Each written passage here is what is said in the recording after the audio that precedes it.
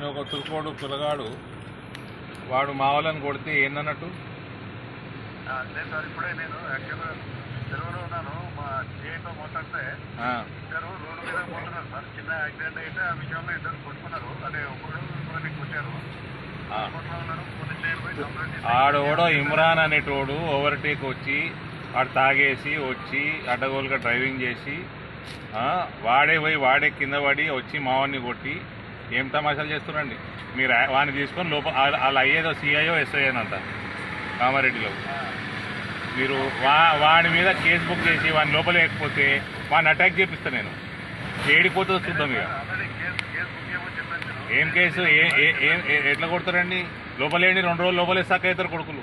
లేకపోతే నేను అటాక్ చేపిస్తా. కేసు చేసి లోపలేండి 2 రోజులు, లేకపోతే పోతారు మా వాళ్ళు పోయి మొత్తం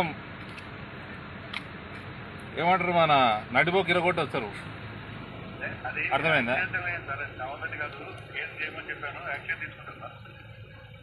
సాలిడ్ యాక్షన్, సివియర్ యాక్షన్ లేకపోతే మర్యాదగా ఉండదు. మేము తీసుకుంటాం యాక్షన్.